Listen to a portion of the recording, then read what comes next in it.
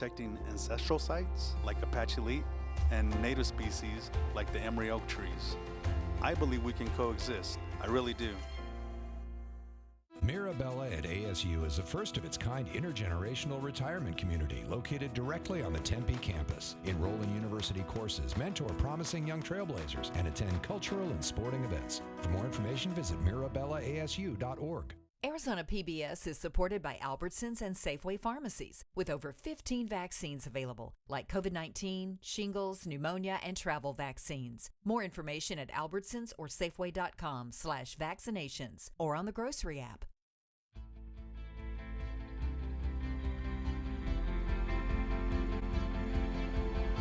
Coming up next on Arizona Horizon, Senator Mark Kelly joins us to talk about Social Security concerns and other issues. Also tonight, an update on the economy as jobs reports, inflation updates, and tariff deadlines come into focus. And questions about how AI is being used to maximize what individuals will pay for airfares. Those stories and more next on Arizona Horizon. Arizona Horizon is made possible by contributions from the Friends of Arizona PBS, members of your public television station. Good evening and welcome to Arizona Horizon. I'm Ted Simons. Arizona U.S. Senator Mark Kelly yesterday held a town hall in Tucson that focused on Social Security concerns. And joining us tonight is Senator Mark Kelly to talk about those concerns and other issues on Capitol Hill. Senator, good to see you again. Thank you so much for joining us. We appreciate your time. This town hall regarding Social Security, what did you hear from folks?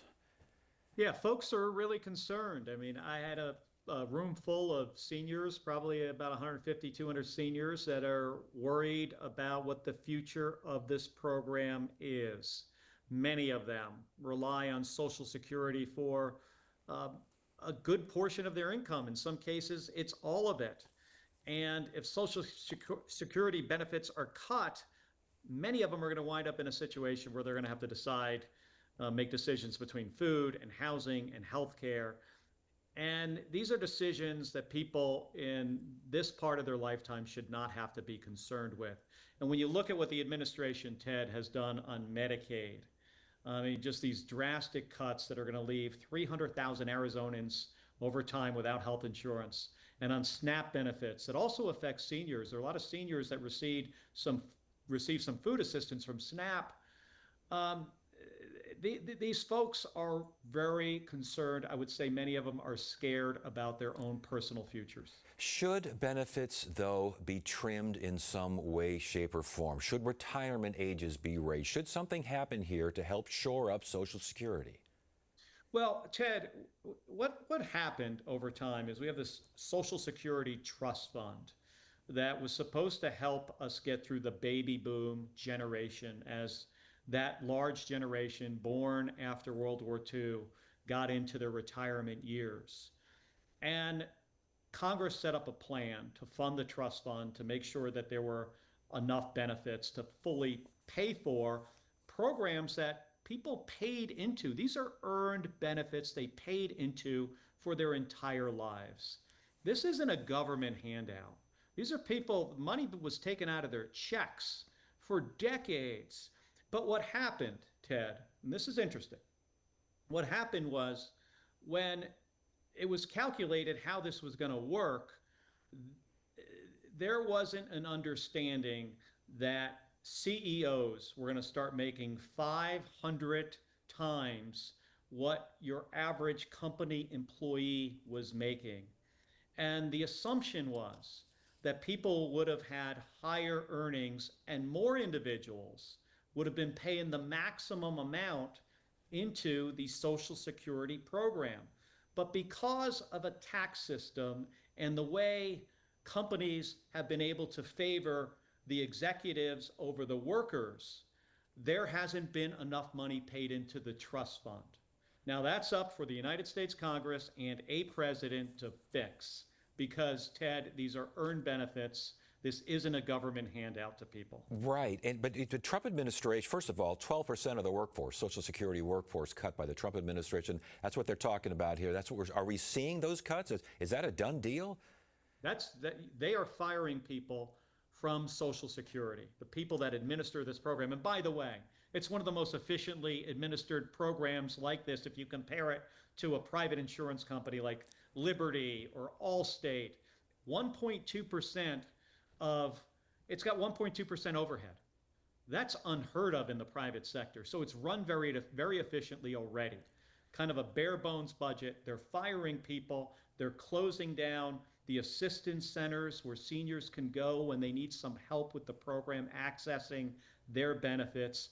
So already it's hurting seniors, and it's making it hard for them to receive these earned benefits. As far as the future is concerned, the Trump administration is talking about Trump accounts for kids. Trump accounts. I guess babies are eligible to receive $1,000 at birth, and provided you have to invest in low-stock mutual funds and these sorts, low-cost stock mutual funds, these sorts of things. Scott Bessent, Treasury Secretary, let it slip, I think, a little bit here, Senator, by saying this was a backdoor for privatizing Social Security. Now, he kind of walked that back later, but that does seem to be, it's always a push, is it not, Senator, to get more privatization in Social Security, in retirement funds?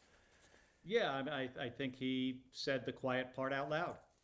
You know, he let the American people know the purpose of them setting up these accounts, that in years to come, this is going to be, they're going to point to this, and this is going to be their way that they're going to try to unravel a program that we have had for decades that have kept seniors in their homes, that have allowed them to have a decent retirement and a decent quality of life in their retirement. And this administration, and Scott Bessent said it, he said it to the American people, their plan is that this $1,000 that they give you at the beginning of your life means eventually we're going to just dissolve these programs. They've talked about this for decades. What I'm doing is trying to, hear from my constituents about what their concerns are, to be able to take those back to Washington and fight for them and fight for these programs, and to have the firsthand information, from them about how hard it would be if they lose these benefits. Senator, I want some other issues here while we have you here. The firing of the Bureau of Labor Statistics chief after a bad jobs report. The impact of killing the messenger when it comes to economic data. It's horrible. I think we're going to look back to this week, in future years, and maybe say this was the time we saw the loss in confidence of the United States government. Any president, anybody, this president, future presidents, should say to his people, bring me the bad news as soon as possible. And folks have to have confidence in their leaders that they can bring them bad news at any time. The message that Donald Trump has sent to his government is, I don't want to hear bad news. And by the way, if you bring me bad news, I'm going to fire you. And this whole argument that this person is somehow fixing the books is ridiculous. There are thousands of people there that see this data, that compile this data, that then show it to folks around the world that need to make decisions, economic decisions within our government, but even outside of government. And this could easily result in a total loss of confidence in the United States monetary system. Well, and the monetary system is one thing, Senator, but let's talk about other areas of government. The military, for example. The idea of not giving bad news on military matters, that sounds like national security type issues here. The worst, Ted, it is the worst thing anybody in any leadership position can do. When I was the commander of the space shuttle, I used to tell people, not only bring me bad news, disagree with me, and let's have a healthy discussion about what's the best way to proceed. The worst thing you can have in any organization is a bunch of yes people, and then after that are people that work for you that are afraid to bring you bad news. And he basically told the entire U.S. government, don't bring me bad news, or I'm going to fire you. I have to ask you, your Republican colleagues there in the Senate, on Capitol Hill, there are folks who've been in the military, there are folks who have been in the business world. They know what you just said. They want to hear the bad news too. They want to get the accurate information. What are they saying, Republicans? What are you hearing from them when he says something like this? Well, I've heard from a number of them that they're very concerned about this, just as I am. And and I mean, he fired her, so I don't know what we do now. It's important, the message that comes with the, whoever he decides to put into this position. But there is going to be a loss of confidence in the information that comes from the United States government. Senator RFK Jr., health chief here, cancels $500 million in grants to develop mRNA vaccines. Is this not a national security issue as well? These vaccines can be developed very quickly. And if you got some sort of biological warfare deal, I'm stepping out on a limb here, but if you got that happening, don't you want the best and the brightest working the fastest? Yeah, you're not stepping out on a limb, Ted. Yeah, absolutely. I mean, we need vaccines like this to be able to react to biological attacks. Also, just naturally occurring viruses as things mutate and happen very quickly. This worked for COVID. I know the conspiracy theories out there that RFK Jr. sometimes subscribes to, that these vaccines hurt people. Ted, I was in the hospitals. I was in the ICUs before there was a vaccine, and these places just packed with COVID victims. And then months after vaccines became available, including the mRNA vaccines, the ICUs were cleared of people. I mean, it saved millions and millions of lives from COVID around the world. We should be doubling down on successful research, not running away from it. And what this administration has done to defund science programs through universities, through the NIH, just recently got rid of 2,000 NASA employees. This is what our country does best. No other country invests in science and innovation like the United States of America. And you can't do this from the private sector. Private companies aren't going to make investments that provide a return in 10 or 20 years. It's the US government that has always done that.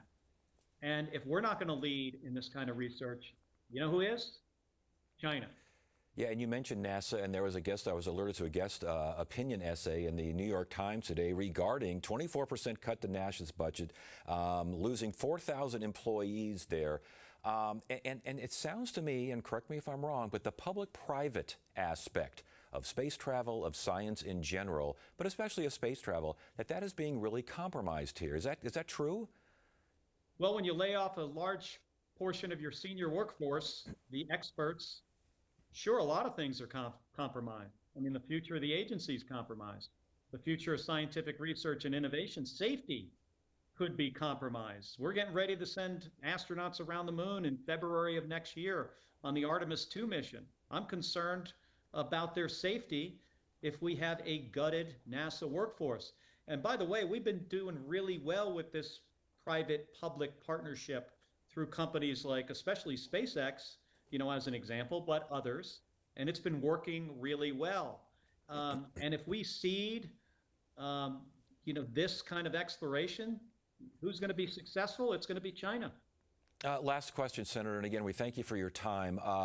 Everything we've talked about here, from the other side, they will say that's fine and dandy, but there's been too much waste, too much fraud, and too much abuse. Waste, fraud, and abuse, again, has become a bit of a cliche, but that's what backs up the claims that the cuts need to happen, that things need to be tightened up and buttoned down. Do they have a point? Oh, 100% they have a point on the waste aspect of this. On the fraud aspect of it, show me the indictments. I mean, if you've been saying there's all this fraud for 6 months, I'd like to see some indictments.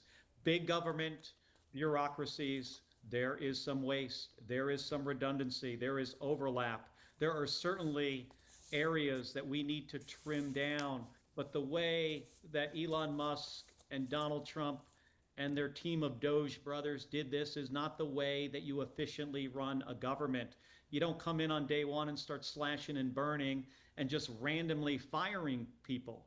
What you do is you go to once you get your cabinet in place, you go to the cabinet secretaries and say, hey, over the next 6 months, come to me with a plan on how we're going to figure out where the overlap is, where is there redundancy, where can we efficiently reduce the size of these agencies? And then you work with Congress to implement a plan. We can reduce the size of government, and I agree we should. We absolutely should. But having a bunch of 22-year-old guys running around and just randomly firing some of our best people does not make us a better country. U.S. Senator Mark Kelly. Senator, sir, good to see you. Thank you for joining us. We appreciate your time. Thank you for having me, Ted. I'm Jeff Bennett. Tonight on the NewsHour, Secretary Robert F. Kennedy Jr. cuts funding for research that was crucial to developing COVID vaccines. That's at 6 on Arizona PBS. Lots of new economic data has been released of late, a jobs report, an update on inflation, and the Fed holding interest rates steady. All this as tariffs continue to hover over money matters. Joining us now is economist Jim Rounds, CEO of the Rounds Consulting Group. Good to see you, Jim. Thanks. Good to see you. Here. Oh, we got so much to make. But in general, all these reports, when you put them together, what's it say about the economy? It's still indicating a bit of a soft landing. And so while we have issues related to tariffs and others that could be a shock, if you look at the economic data in the aggregate, when I put speeches together, I have a lot of charts. Well, I started just using words like good, bad, okay. And when you look at the different words, it's indicating that things are about in the middle. Things are slowing. And so when you see the jobs report falling below 100,000, wasn't a surprise at all. Let's stick with that jobs report. Just 73,000 added, low, hiring soft, but the May and June numbers, and this what's got the president's attention, those were revised way down. What does it all mean? Well, the numbers were too high before. I was trying to figure out why are the numbers coming in so strong where we're having all the government cutbacks, we're having the ICE issues, there's all sorts of other things that are out there. The economy generally slowing as it is. We're spending less money now than we did the prior 4 years. So we knew that the economy was going to be going down and the numbers just seemed too high. So I was expecting a downward revision. That was pretty significant. But GDP around 3%, that still would be considered a healthy number, but it was influenced by a big drop the prior quarter because of the tariffs, people buying a bunch of stuff, and it's part of the formula. If you have more imports, it reduces it, and then you would have a little boost the next time around. But most of the data in the aggregate, it's just slowly coming down, and I still feel like we got a soft landing, but that's going to be a lot different than what we're used to. We're used to a lot of federal government grant money out there. We're used to a lot of extra support. Now we're going to have to start growing our own a little bit more than we used to. Yeah, the job market, usually a weak job market means, okay, things are slowing down, time to look at lowering interest rates. The Fed right now keeping things steady, but next month, are you expecting a rate cut? Yeah, and here's why. So starting with the tariffs real quick, when you have the numbers that we're talking about, it took a while for them to implement. Right now, we're at a point where the businesses are going to start to figure out what do we want to do now that we're having to pay that extra tax. And then eventually they'll figure out a way to pass it along to the consumer. So the extra inflation from that has been pushed back a little bit, but the job numbers are weak. So that means that the Federal Reserve Board is going to have a chance to lower interest rates 0.5%, maybe even more by the end of the year, which will help the economy some. But we still have this broader economic momentum. It's still a very large plane coming in for that soft landing. There's not a whole lot of things that we can do to lift that back up. And we talked about tariffs. You've mentioned them a couple of times here. How much do they impact the job market? How much do they impact the Fed and its rates? How much does it impact everything? Because it seems to me, and I was talking about this with a friend recently, I mean, tariffs are basically a tax, Jim. Is it not a tax? And is this tax actually bringing in revenue and helping the economy? Yeah, and last time when we were talking about it, I called it a backdoor sales tax because it eventually will go to the consumers. But we're in that period where we're just implementing some of the tariffs, and there's been negotiations going on, so there's been a little bit of strategy that we're not privy to. But eventually, probably by the end of the year, you're going to start to see these businesses that are paying those extra costs figure out ways, because they don't want to get ahead of their competitors in raising their prices, but you don't want to collude. So it's going to happen naturally, and then we're going to see that inflation. But for right now, those weak job numbers, yes, without a big jump in inflation, which I'm not expecting right away, should give the Federal Reserve Board the ability to lower rates, but they've disappointed a lot over the last 2 or 3 years. We'll have to see. Recession, stagflation, I've heard a whole list of names that are possible. But how can you forecast the economy with tariffs coming? And I mean, just today, 50% interest tariffs on India. I mean, how can you figure out what's coming up next? And that uncertainty, how does that play into the market and into business? Well, the uncertainty really impacts the stock market, obviously. And we went through that period before where they were very heavy on shocking stories about tariffs, and we saw about an 18% decline. I remember that number specifically because I had a 20% buy-in with my financial advisor, and I just missed it. So that's why it was another reminder why you can't time the economy and the stock market. But we're going to see that uncertainty is going to still translate into weaker activity, but we also have these gains from our technology, and this is going to be particularly important in Arizona. We went through that whole computer revolution. Productivity numbers went through the roof. That's what changed basically the world and people's living standards and everything else. AI is going to be doing something very similar, and it's going to depend on the extent that we continue to participate in that. But we've been landing a lot of high-tech jobs, where before we used to just get the lower wage jobs, now we're getting the higher wage jobs. That's going to help the state. We got to stay positioned to take advantage of that. So if we get through this mild downturn, which I'm only expecting for Arizona, we can rocket out of it. And that's going to be the key. Can we, during this time, have good public policy to set us up so we are in front of all the other states again like we were after the COVID recession? So there is some optimism there. I'm still optimistic, especially about Arizona. Okay. Jim Rounds, Rounds Consulting Group. Good to have you here. Good to see you again. Good to see you, bud.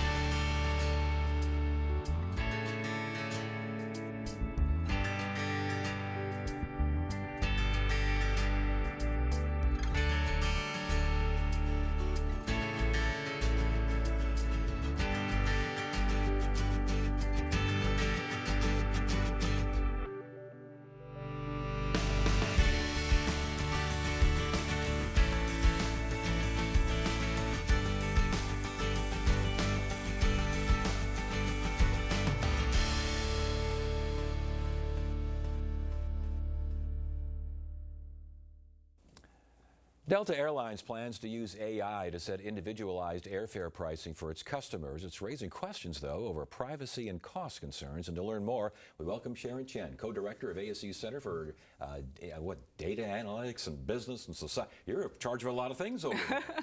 Yep. Yeah, good for. Okay, so AI being used for airline pricing. How is it being used?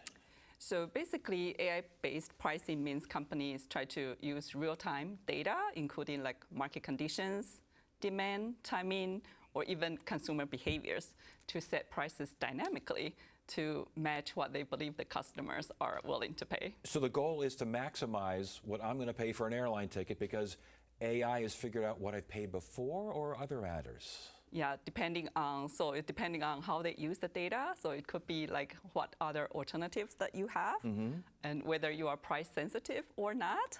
If you are price insensitive, you probably would be paying a higher price. The concern is there's price gouging going to be going on. Is that a legitimate concern? To a certain extent, that's a valid concern. So that is when, I should say that there is a fine line between revenue optimization and then this exploitation. So the concern is that companies actually use this sensitive data to profile customers and then exploit their vulnerabilities, right? So for example, you out of urgency or out of needs or because you have no choices, so you have to accept the prices. And then that's a major concern. So static pricing could pretty much be. Is Delta the only one doing this? Dynamic pricing actually have been practiced for decades. Yeah. But dynamic pricing in AI is different, though, isn't it? Yeah, it's different. So basically, AI is another like a much more advanced version of dynamic pricing because it can use consumer more granular data. Yeah. So what about car rentals and hotels and other aspects of taking a vacation?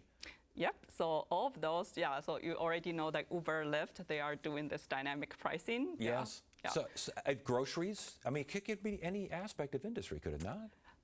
So that's actually a good question. So it's really, there's a critical conditions to whether you can practice this kind of individual pricing or value-based pricing. So it depends on whether you can associate the purchase with the identity, or there is a resale market, right? So if you think about a publisher, right, so they cannot say, hey, I'm going to sell these books at different price, right? Yes. So if I know my friend is going to pay only half of the price, I'm just going to go to my friend and say, hey, can you please buy this book for me? Well, it just sounds weird, Sharon. We're running out of time, and I'm sorry, because I really want to talk more about it. It sounds like two people could be standing in line and paying different prices for the same thing. Yep. That's the future, huh? Yes, but in a way, if it's practiced responsibly, it actually can increase efficiency, right? Interesting. So if you think about like a very simple example, like a product or airline seat, let's assume that there are 3 customers. First one want to pay for $500, second $300, and then the third one $100. So if you have 3 seats left, right, how are you going to sell? So you're going to price it at $300 and sell to first 2 customers, make a revenue of $600. But then the third customer is not served. And then you are leaving some money to the first one. But with individual, then you can sell $500 to first customer, $300 to second, and $100 to third. Sharon, it's a brave new world out there, and you've just made it a little bit braver for us. We appreciate your time and appreciate sharing the information with us. Thank you. Yeah, thank you so much for having me. And that's it for now. I'm Ted Simons. Thank you so much for joining us. You have a great evening.